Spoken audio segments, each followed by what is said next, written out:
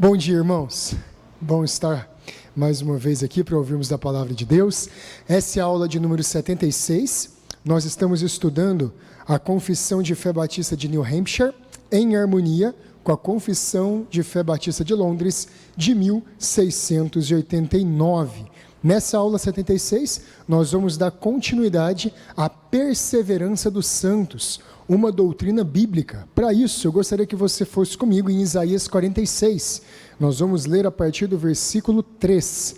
Isaías 46. Olha, esse texto aqui, existem alguns textos que são queridos para o nosso coração. Esse texto aqui é um texto que sempre me constrange, que eu sempre fico impressionado. Porque mostra o cuidado paternal de Deus, mostra o amor de Deus, o carinho dele conosco. Veja só Isaías 46, versículo 3. Ouvi-me, ó casa de Jacó, é o povo de Deus, né? E todo o restante da casa de Israel, a vós, a quem desde o nascimento carrego, e levo nos braços, desde o ventre materno. Até a vossa velhice, eu serei o mesmo. E ainda até as cãs, até os cabelos brancos, cãs significa cabelos brancos, eu vos carregarei, já o tenho feito, levar-vos-ei, pois, carregar-vos-ei, e vos salvarei.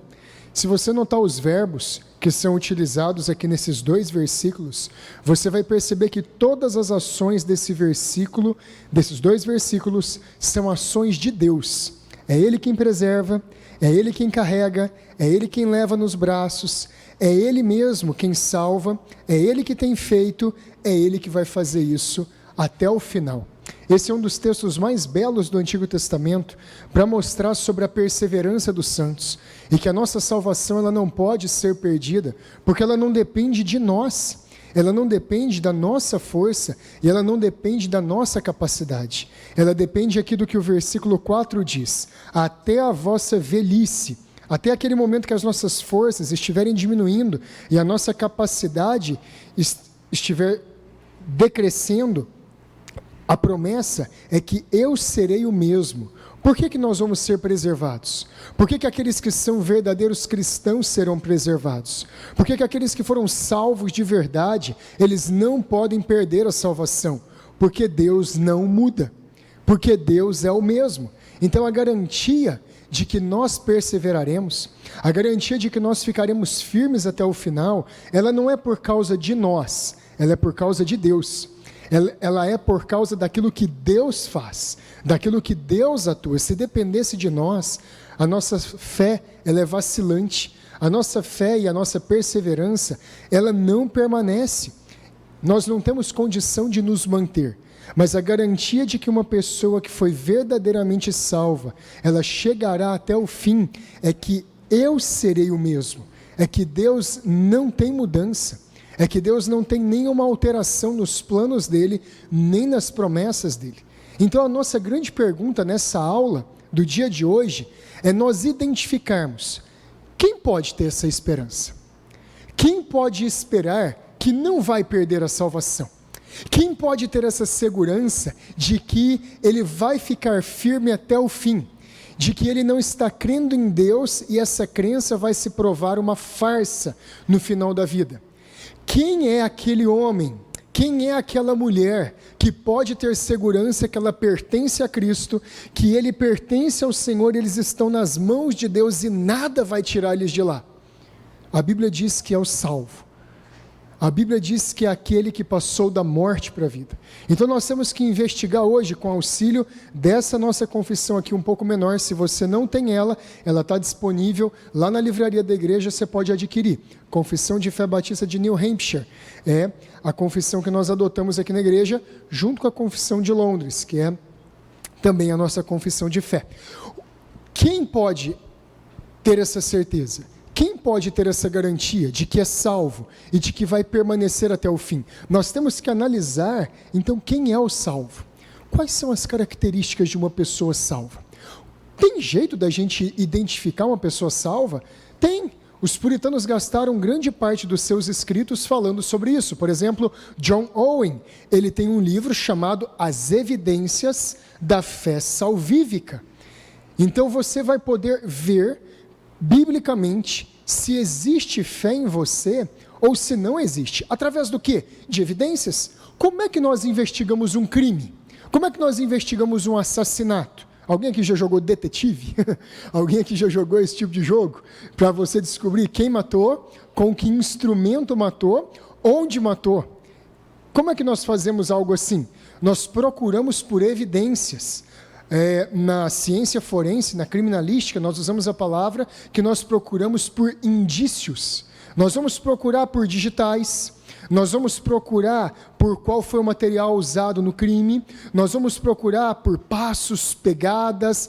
Hoje não faz mais isso, né, gente? Eu sou da época do Sherlock Holmes. Hoje você vai procurar pela gravação, né? Você vai procurar pela gravação pela gravação no circuito fechado de televisão. Você vai procurar talvez pela triangulação de posicionamento do GPS ou pelo posicionamento do celular. Enfim, você vai usar todos os recursos tecnológicos que estiverem à disposição para você procurar os indícios daquele crime, de quem cometeu aquele crime e com qual arma aquele crime foi cometido. É assim com a salvação. Nós vamos procurar os indícios, as evidências, e onde eles estiverem presentes, é igual no fogo, né, Joabe? Tem fumaça, geralmente tem fogo. Então nós vamos procurar onde tem essa fumaça, onde tem esses indícios, essas pequenas evidências de salvação. Quais são essas evidências? Nós precisamos saber, porque uma das grandes dificuldades que nós temos no meio reformado, no meio calvinista, que nós falamos que essa doutrina é bíblica da perseverança dos santos e da segurança da salvação, é que tem muitas pessoas tendo certeza, quando não deveriam ter certeza. Tem muita gente tendo segurança, quando na verdade eles não são salvos. Tem muita gente tendo tranquilidade, sossego, como o povo da época de Jeremias, lá atrás, que eles achavam que estava tudo bem, enquanto o templo de Deus estava erguido em Jerusalém, que eles achavam que eles poderiam pecar e que estava tudo certo. Essa é uma falsa segurança. Então a nossa posição aqui hoje é ver quais são as falsas seguranças e ver quais são as evidências verdadeiras que alguém, se analisar a própria vida e se analisar a vida de outro, do esposo, da esposa, dos filhos, da família, pode identificar se houve salvação de fato ou se não houve salvação. Para isso, eu quero ir com vocês no capítulo 11 da nossa confissão de fé aqui, de New Hampshire, e nós vamos estudar ele hoje. Veja só, o primeiro parágrafo dessa confissão, desse artigo 11, fala da perseverança dos santos. É importante vocês trazerem, viu, santos? A vermelhinha e a pretinha. Agora mudou, agora a nova capa é branca, dessa daqui. É importante trazer para nós estudarmos. Veja só a primeira frase. Cremos que são crentes legítimos aqueles que resistem até o fim. Opa! Nós temos a nossa primeira evidência, nós temos aqui o nosso primeiro sinal para analisar se há salvação ou não. Ele ou ela permanece até o fim. Eles resistem até o fim. Não é qualquer tribulação, não é qualquer tentação, não é qualquer situação que retira um crente verdadeiro dos caminhos do Senhor. Eles resistem, eles vão até o fim. Então nós somos ensinados pela nossa confissão que são verdadeiros discípulos de Cristo, aqueles que permanecem e perseveram, presta atenção na palavra, em obediência.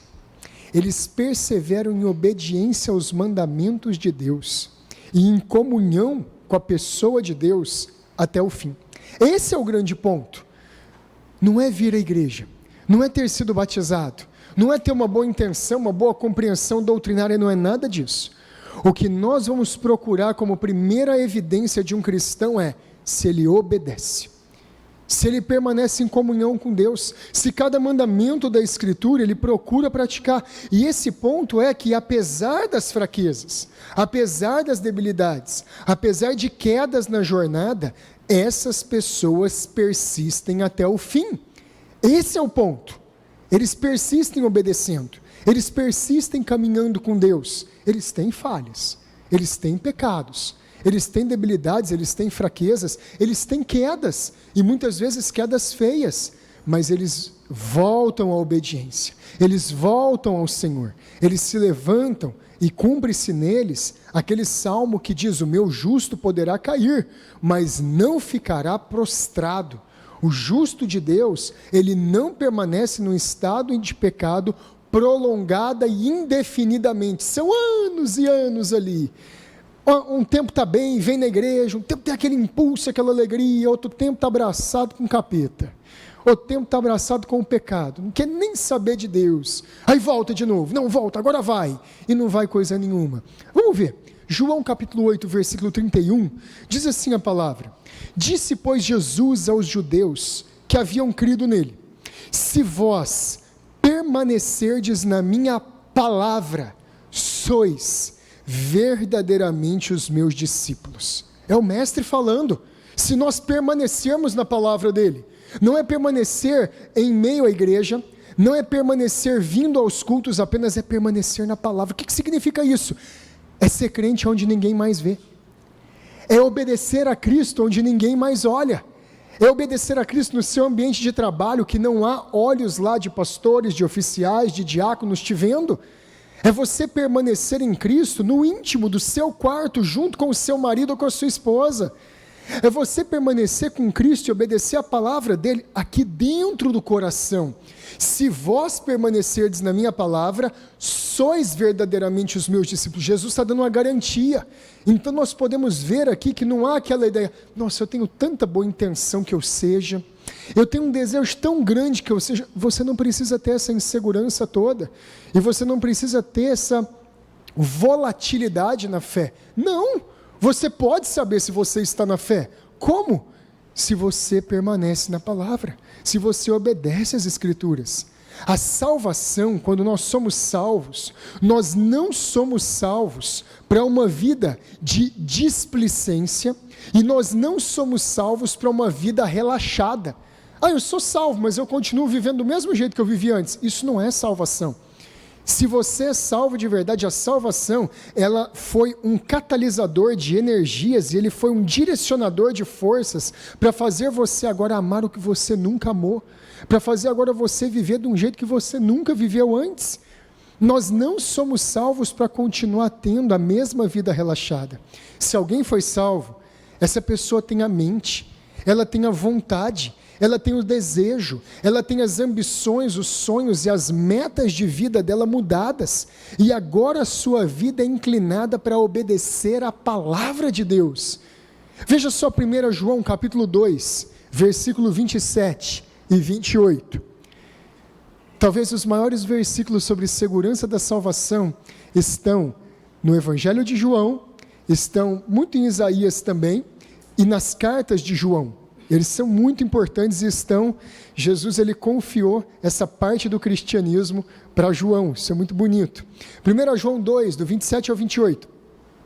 Quanto a vós outros, a unção que dele recebestes permanece em vós, e não tendes necessidade de que alguém vos ensine, mas com a sua unção, como a sua unção vos ensina, a respeito de todas as coisas, e é verdadeira e não é falsa, permanecei nele, como também ela vos ensinou. Filhinhos, agora, pois, permanecei nele, para que quando ele se manifestar à volta de Cristo, tenhamos confiança, e dele não nos afastemos, envergonhados na sua vinda.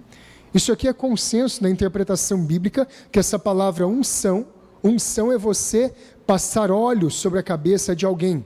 Essa palavra aqui é uma metáfora, é uma alusão, é uma comparação com Deus, o Espírito Santo, a terceira pessoa da Trindade. Então o que João está ensinando aqui é que todo salvo tem o Espírito Santo. Nós não passamos a ter o Espírito Santo depois. Se uma pessoa é salva, ela é salva porque o Espírito Santo habita dentro dela. O Espírito Santo mora dentro dela. Está lá dentro, está guardado no coração dela. Ele é o próprio Deus habitando nessa pessoa. E se essa pessoa, se esse homem e essa mulher, ele é a habitação do Espírito Santo, ela está capacitada a viver uma vida, veja só, permanecei nele, como ela também vos ensinou, para que vocês tenham confiança. Nós somos habilitados a ter uma vida constante com Deus. E é essa vida de comunhão com Deus que é mais uma das marcas, que é mais uma das evidências, se nós somos salvos ou não. É essa vida de comunhão com Deus que dá segurança ao cristão, que ele permanece a Deus e que ele não tem uma fé e uma esperança falsa. Gente, isso aqui é muito importante. Uma pessoa que não vive em comunhão com Deus, uma pessoa que não anda próximo às Escrituras, que não medita na lei do Senhor de dia e de noite, uma pessoa que quando vai tomar as decisões dela, elas não passam pela palavra de Deus. O que Deus fala sobre isso? O que Deus fala sobre esse trabalho? O que Deus fala sobre a maneira como eu conduzo a minha casa? O que Deus fala do relacionamento meu e da minha esposa, do meu esposo e meu? O que Deus fala exatamente sobre esse plano, esse projeto que eu estou fazendo? Ele está de acordo com a palavra de Deus? Se você não pensa nisso, é uma grande evidência que talvez você está longe da salvação, que talvez a vida dos santos não tem nada a ver com você. Se você não pensa antes de pegar o seu cartão de crédito, de pegar o seu cartão de débito e fazer um gasto e saber se ele vai glorificar a Deus, se você vai ter condição de pagar aquilo depois, se você não vai viver endividado, são evidências que você não está permanecendo nele, porque o Espírito Santo de Deus, ele transforma todas as áreas da nossa vida. Se você vai jogar futebol, e a primeira coisa que você quer fazer não é pegar a bola, é pegar a canela do adversário, você tem o Espírito do Júnior Baiano, filho. Você não tem o Espírito de Cristo, não tem, ué. Você não é um Lúcio, um zagueiro, aquele back de avanço que faz até gol, que é a cor bonita. Não é, ué, não tem a vida transformada. Está lá no ninho do urubu ainda, no Flamengão, coitado. Não é. É isso que você tem que analisar, gente. Se você vai colocar uma roupa, você está lá em casa colocando uma roupa. Ah, essa aqui eu estou colocando porque eu quero que fulano me veja, eu quero que a fulana me veja. Rapaz, não tem o Espírito de Cristo em você, não tem o Espírito de Cristo em você, moça.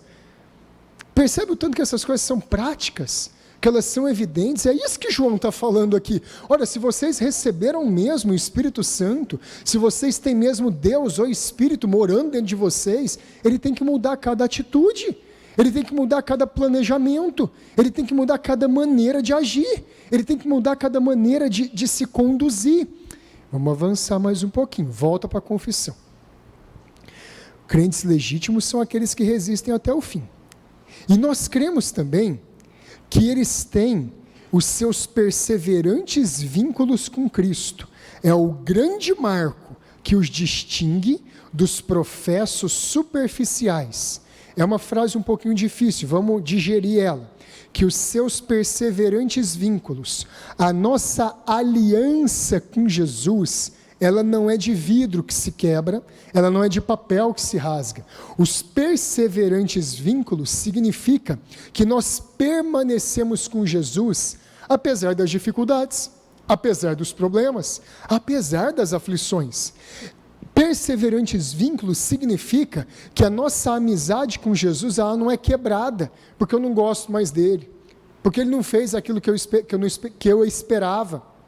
Não, são vínculos perseverantes, e que esse vínculo é um grande marco, que distingue, que faz a separação daqueles que são pessoas que se dizem cristãs apenas, mas lá no íntimo, lá no coração, lá no castelo fechado da sua vontade, eles não são cristãos, eles amam o mundo ainda, eles amam o pecado, eles servem o diabo ainda, eles não servem a Cristo.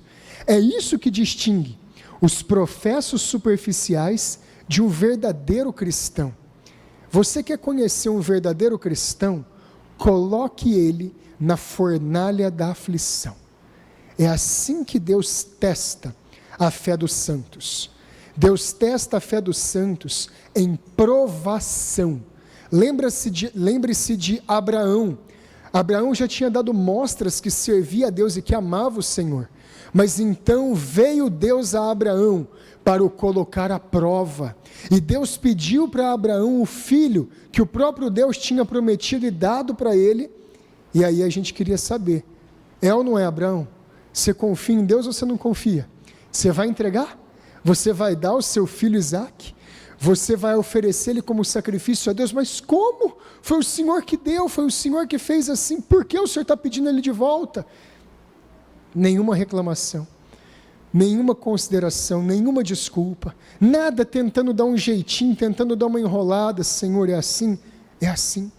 Deus, ele colocou vários homens e mulheres à prova, ele colocou várias pessoas à prova ao longo da vida cristã, vários homens e mulheres, eles foram testados. Você quer saber se uma pessoa é cristã de verdade?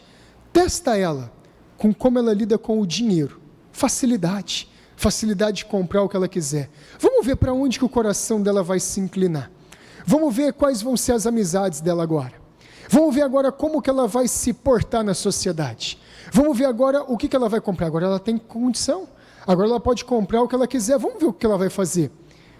Outro teste muito poderoso é como que nós lidamos com o prazer, e o prazer muitas vezes relacionado na área sexual. Como é que você vai lidar com isso? Como é que vai lidar com essa área? Como é que você vai cuidar disso?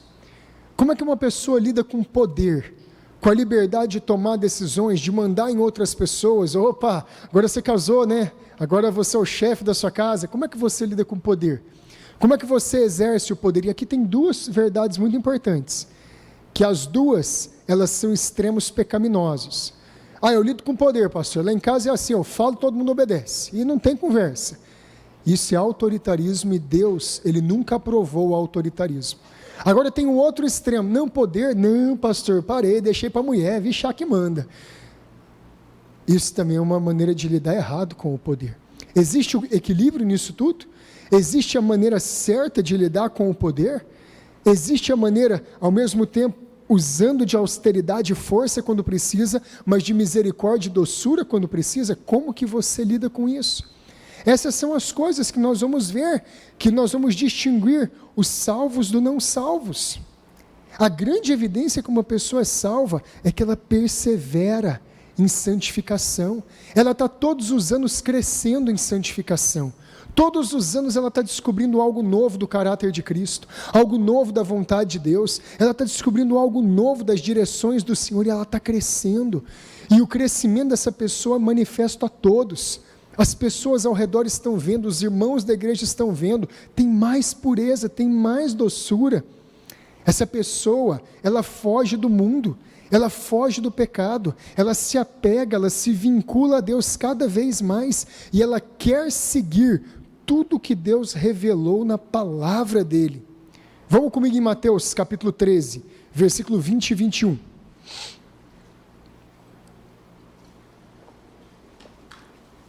Um dos textos mais extraordinários para falarmos sobre o teste, se uma pessoa é de Deus ou não. Mateus 13, do 20 ao 21.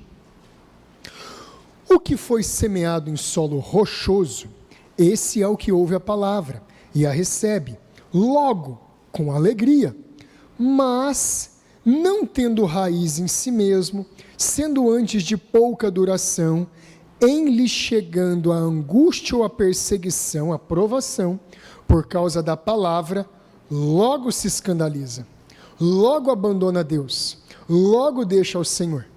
Existem, meus irmãos e irmãs, e amigos que estão aqui, que ainda não foram a Cristo, conversões aparentes no meio cristão.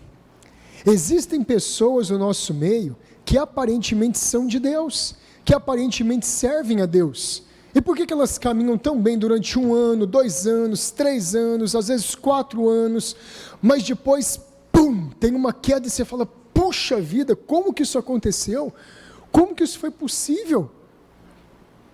Porque são conversões somente de aparência, elas não têm raiz, e elas não dão fruto, elas não têm virtude e transformação, não há santificação verdadeira. Lá onde ninguém mais vê, essas pessoas, elas não pertencem a Cristo. Logo, vindo a perseguição, logo essas pessoas sendo provadas pelo mundo, pelo pecado, perseguidas pelo diabo, elas são desmascaradas. É mostrado quem realmente essas pessoas são. Eu lembro de um caso muito forte de um rapaz que eu pregava para ele na faculdade, e ele começou a conhecer a Deus de uma maneira maravilhosa. Ele começou a ter um desejo por Deus assim, fabuloso. Ele começou a ler a Bíblia, ganhou uma Bíblia, e aí convidava para ir na casa dele, e começou a ter uma mudança de vida assim, impactante. Em um mês a gente tinha estudado inteiro o livro de João, a gente estudou versículo por versículo, capítulo por capítulo.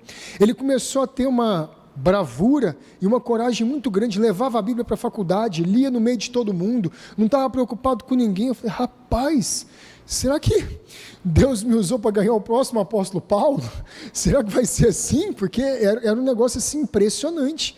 Ele estava num volume assim de espiritualidade, de desejo, e uma pessoa extremamente ímpia, roqueiro, baterista, rapaz, uma vida totalmente torta, uma vida muito devassa mesmo, e começou, e foi indo, e terminou João e começou a ler Mateus e Sermão do Monte, avançando, aí chegou numa parte, todo aquele que olhar para uma mulher com intenção impura, no seu coração já cometeu adultério contra ela. Eu te contei isso ontem, Márcio.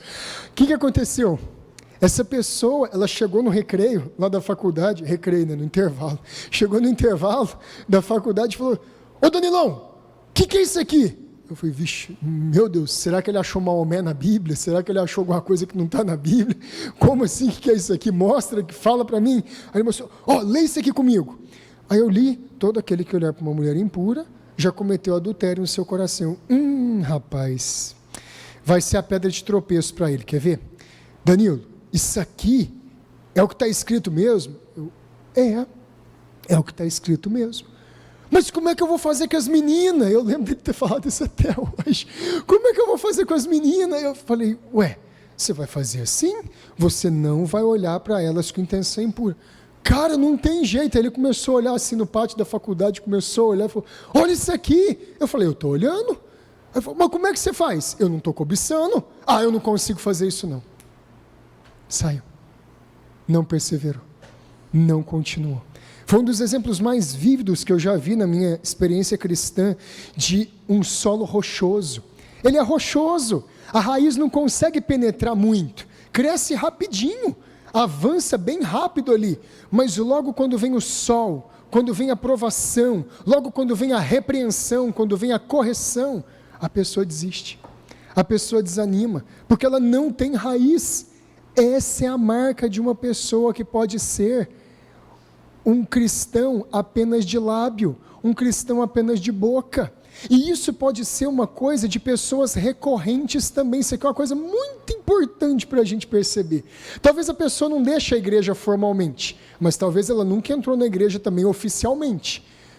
Não se batizou, não houve uma transformação verdadeira na vida, mas ela está ali, está perto, ela está ali, é os amigos de Jesus, eles estão ali, estão próximos, mas não tem uma mudança muito evidente ao ponto de ser uma salvação de verdade, tem alguns tropeços, transgressões, pecados, mas não é muito explícito também, está ali no meio do negócio.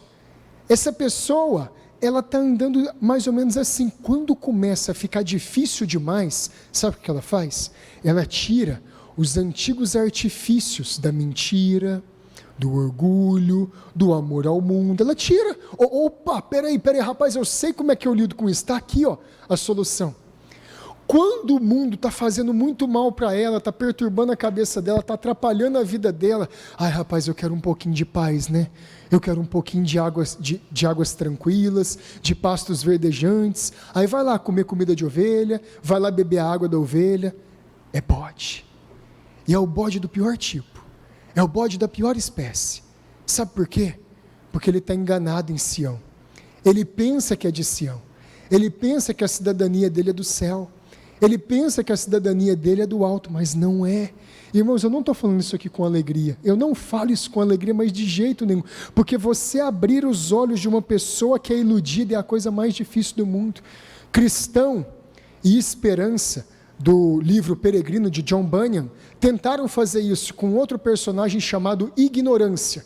Ele entrou no caminho, mas ele pulou o muro para entrar no caminho. Ele não entrou pela porta.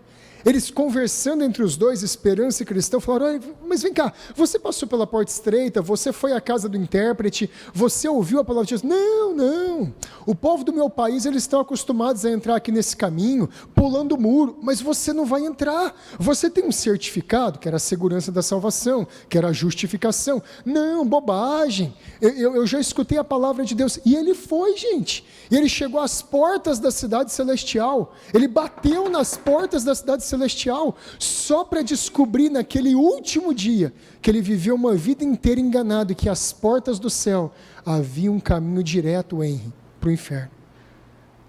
Nós não gostaríamos que isso acontecesse com você. Um outro texto importante, 1 João capítulo 2, versículo 15.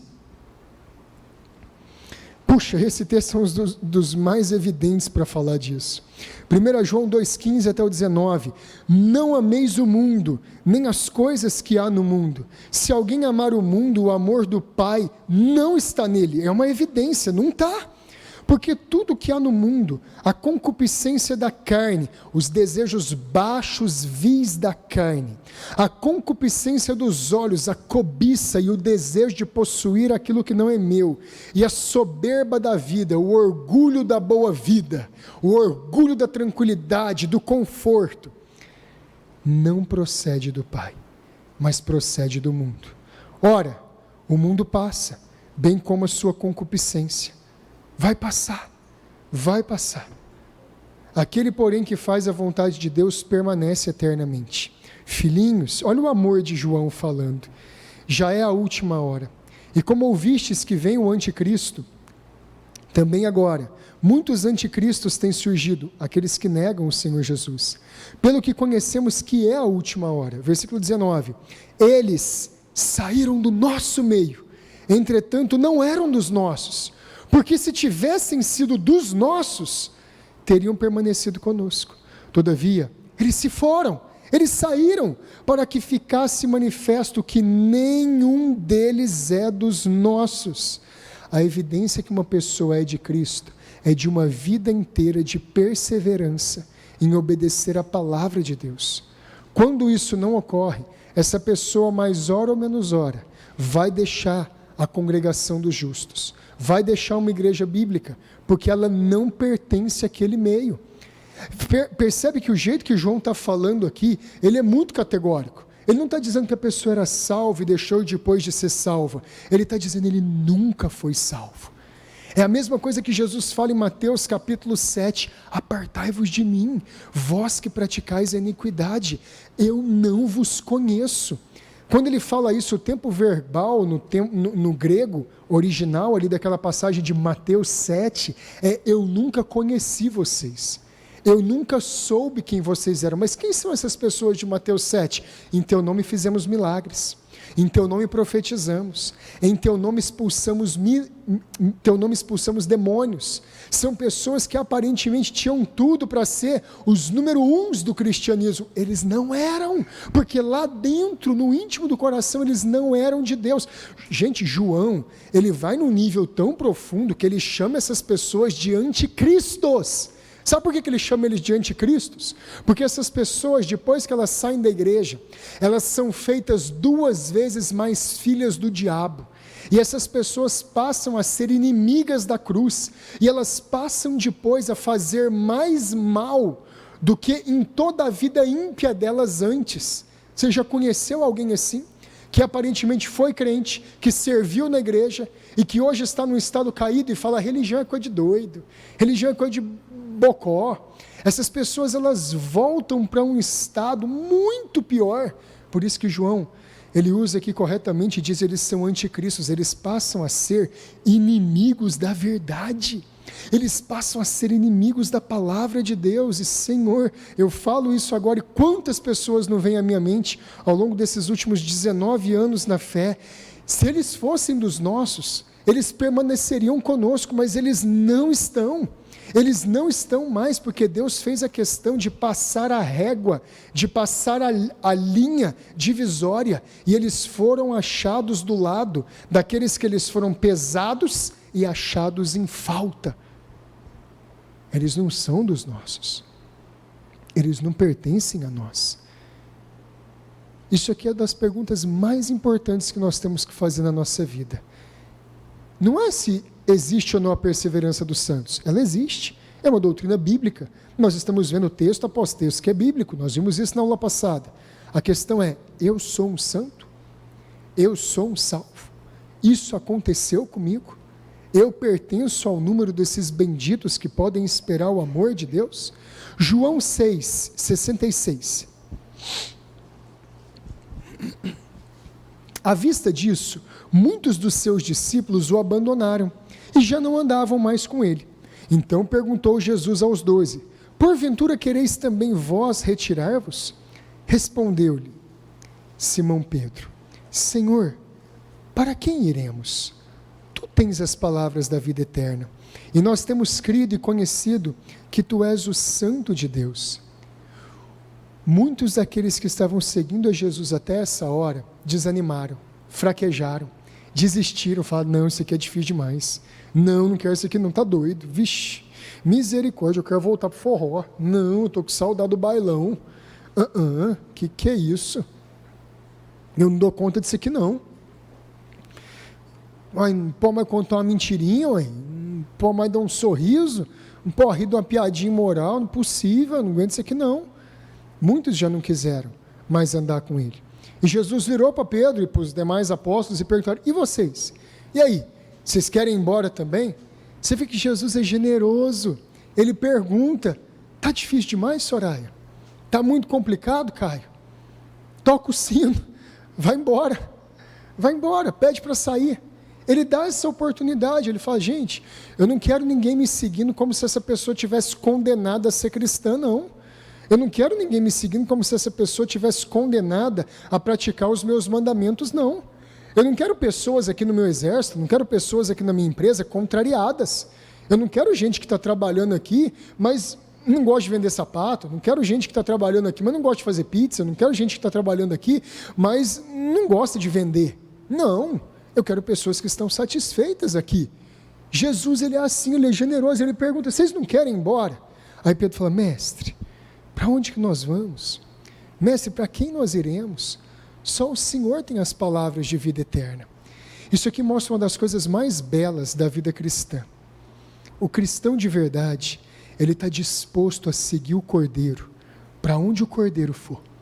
O cristão de verdade, ele está disposto a seguir a Jesus pelos vales e pelos montes.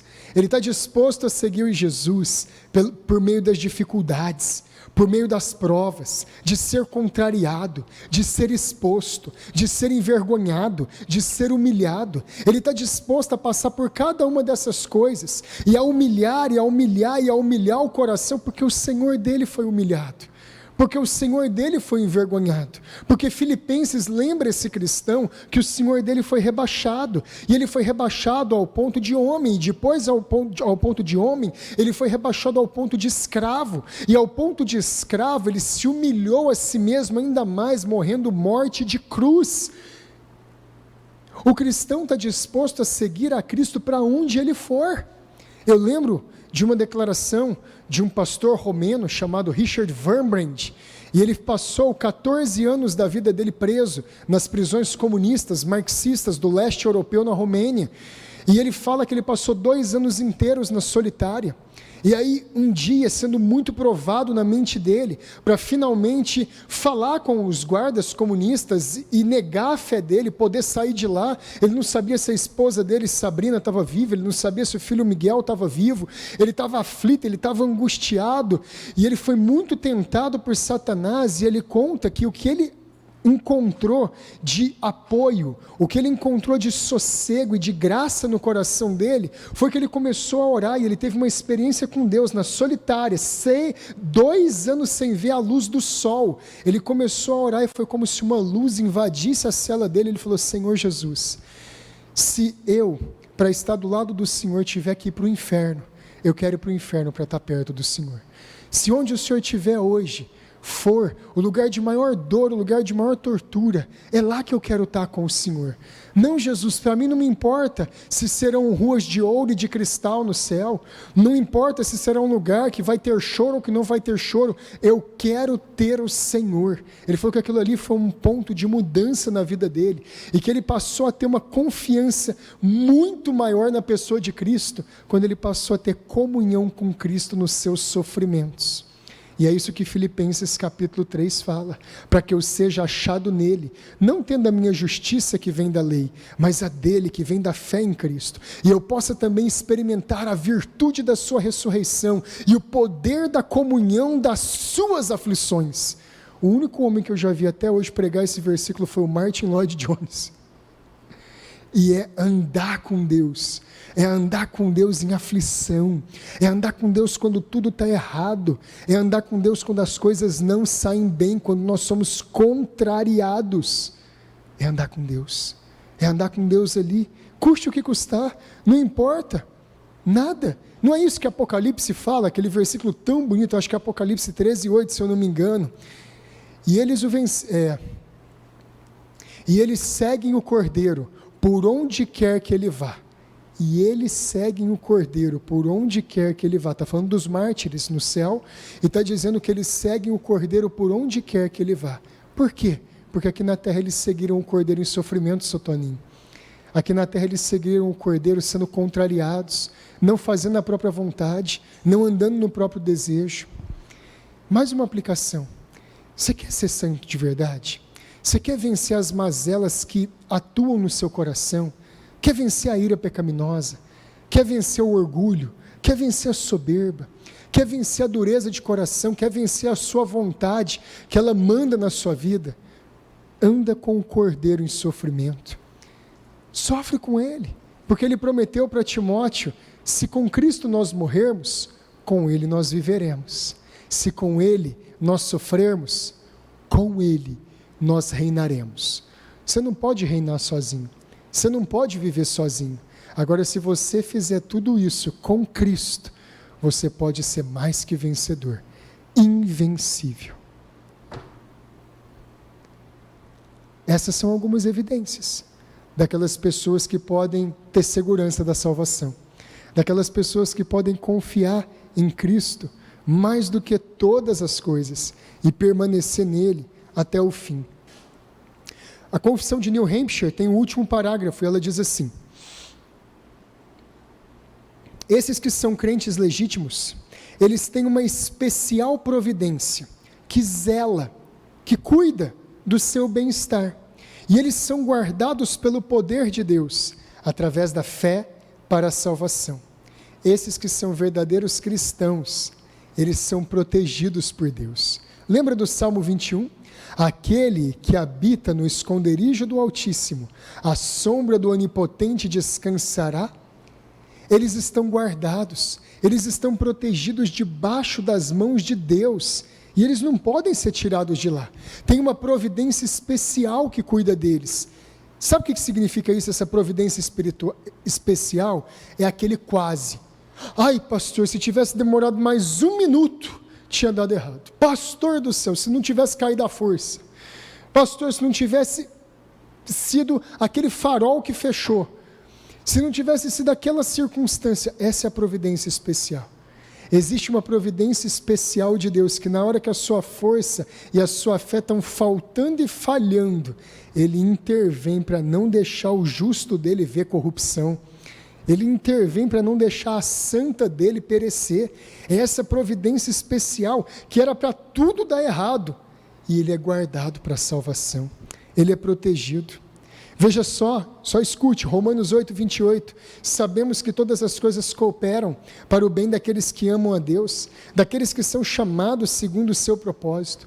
Deus vai fazer todas as coisas no céu e na terra convergirem e caminharem para que o salvo dele, a salva dele, não pereça. Ele vai fazer as coisas, elas conspirarem, para que essas pessoas sejam perdoadas, para que elas sejam ajudadas, para que elas sejam guardadas, para que os seus corações não se endureçam finalmente, para que as suas condutas não permaneçam obstinadas. É uma garantia, as coisas vão cooperar. Ouça só o Salmo 121:3. Ele não permitirá que os teus pés vacilem, não dormirá aquele que te guarda. Uau! Não somos nós que vamos nos manter, não somos nós que vamos nos proteger.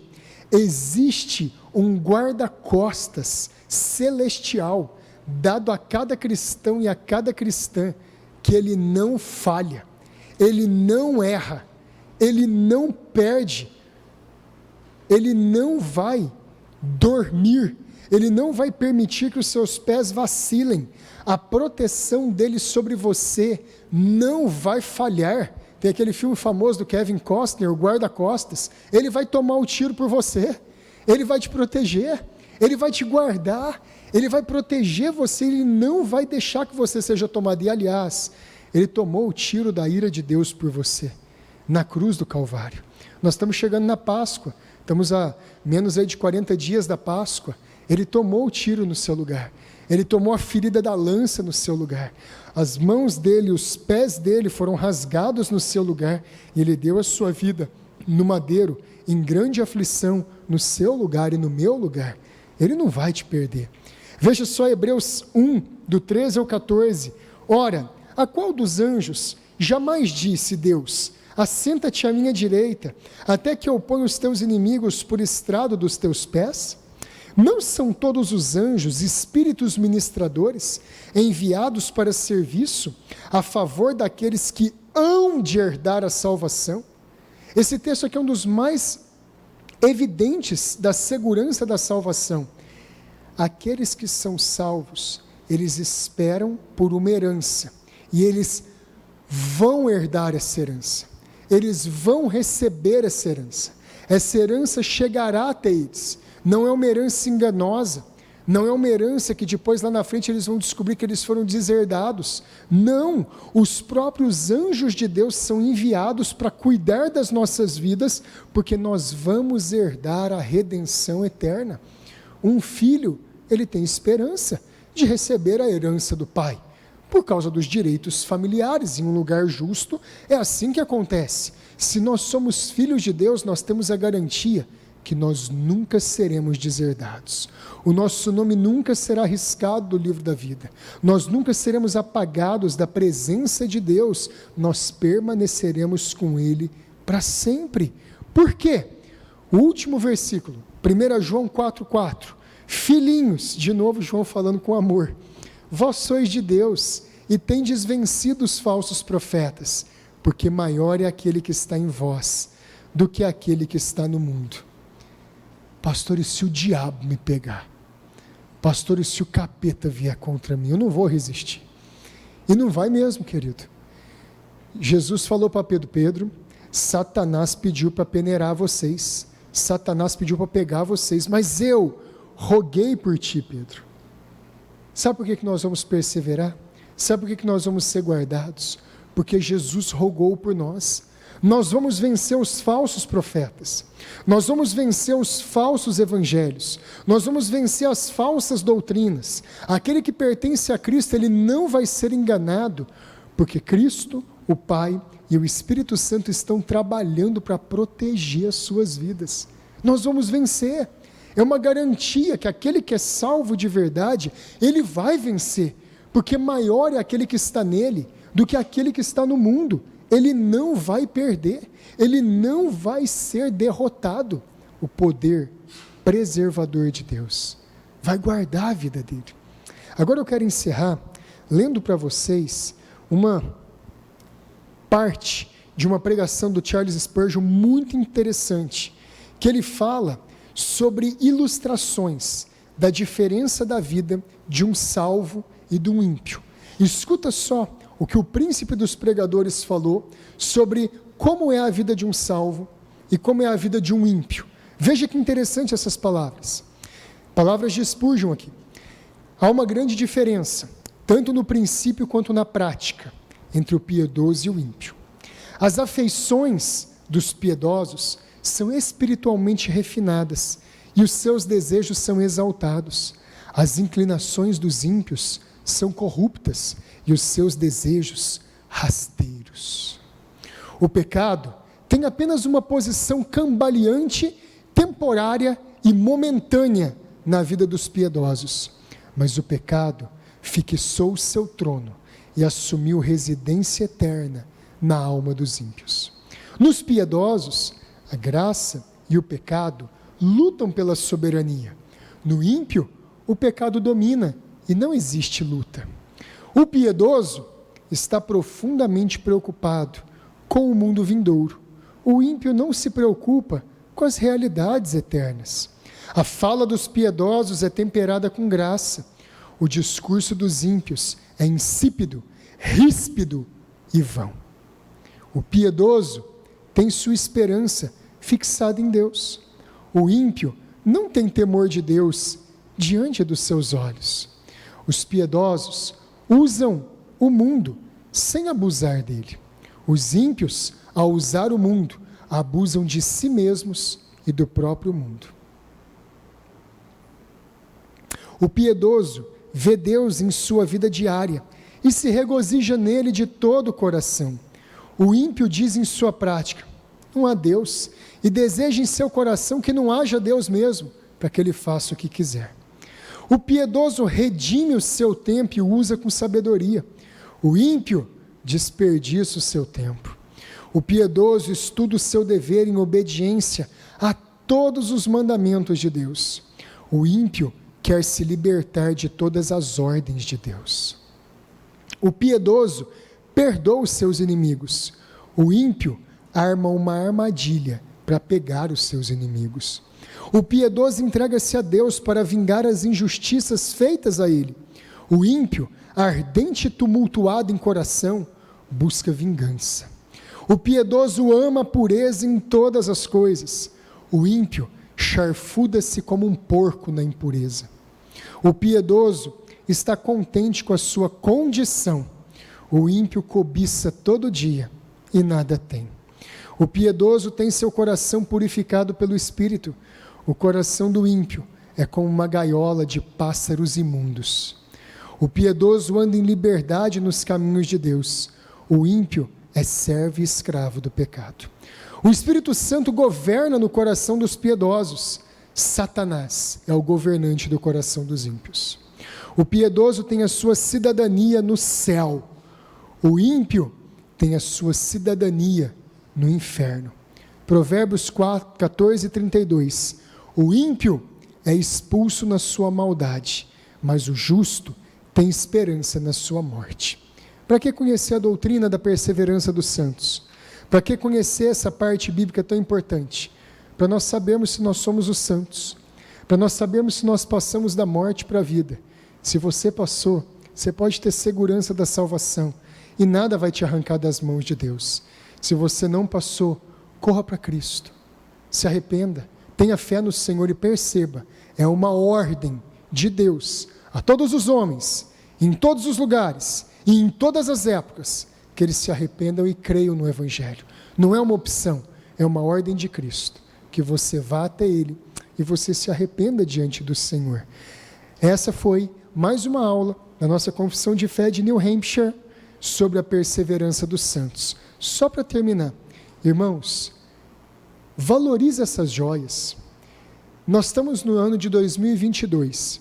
A maioria das igrejas batistas atualmente julga que a confissão de fé batista é uma algema e é uma amarra, e que ninguém deveria ler isso daqui, porque isso aqui atrapalha a liberdade do Espírito. Todas as aulas que nós estamos tendo, da primeira até essa de hoje, que é a de número 76, estão completamente baseadas nessas duas confissões. Nós precisamos de orientação, nós precisamos de certeza e segurança sobre o que crer. Cresça nisso, estude com a sua família essas confissões de fé, estude os textos bíblicos, se aprofunde nisso, você vai ter uma espiritualidade mais relevante, você vai amar a Deus de um jeito diferente, seus filhos correm um sério risco de ser salvos, eles correm um sério risco de passar a amar a Deus e parar de amar esse mundo. Estude as confissões, isso aqui não é um estudo à toa, isso aqui foi, as confissões de fé puritanas, a de Westminster Presbiteriana, a de Savoy Congregacional e a Batista de Londres, elas foram os melhores documentos já redigidos em toda a história da igreja. Elas são superiores ao credo niceno, elas são superiores ao credo de Constantinopla, elas são superiores a todas as outras declarações de fé, porque elas são declarações precisas, fiéis das Escrituras. Estude, Aprenda, entre dentro disso daqui, deixa a sua família ser inundada com essas coisas. Eu conheci um pastor muito precioso, muito querido, que ele estudou na Escócia, e ele tinha um outro professor lá, e ele contou para esse professor na Escócia que ele tinha ensinado a filha dele a decorar todo o breve catecismo de Westminster. E o professor dele escocês olhou para ele assustado e falou assim: "Uau, David, ninguém faz isso desde a época dos puritanos." Pois bem, está sendo feito. Faça isso. Ensine os seus filhos a decorar o catecismo. Ensine eles a aprender esse livro que nós temos aqui. No final dele tem o Catecismo de Westminster, adaptado por Charles Spurgeon. Você pode usar ele sem medo, ele é batista. Vai ajudar muito na sua instrução. Cresça em Deus. Cresça na palavra. Cresça no conhecimento do Senhor. E você vai crescer em segurança. Aula que vem nós vamos falar sobre a definição de perseverança, de segurança da salvação e de preservação eterna. Uma aula muito importante para a gente definir os termos. Vamos orar? Vamos ficar de pé?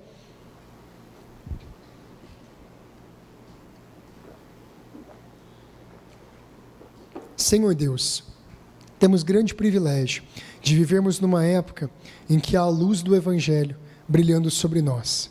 Temos um privilégio diferente de muitos cristãos que viveram do século IV até o século XVI, completamente imersos em escuridão durante 1200 anos, sem ter acesso à Tua Palavra e conhecer as verdades que trazem vida e liberdade.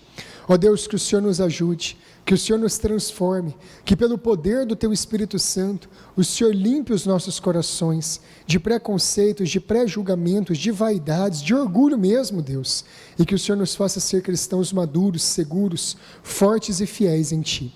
Abençoa o nosso domingo, para que ele seja Teu e voltado para as Tuas glórias. Nos dá um bom culto essa noite para expressarmos os louvores do nosso Senhor Jesus. Inscreva-se no novo canal da Igreja Aliança do Calvário no YouTube.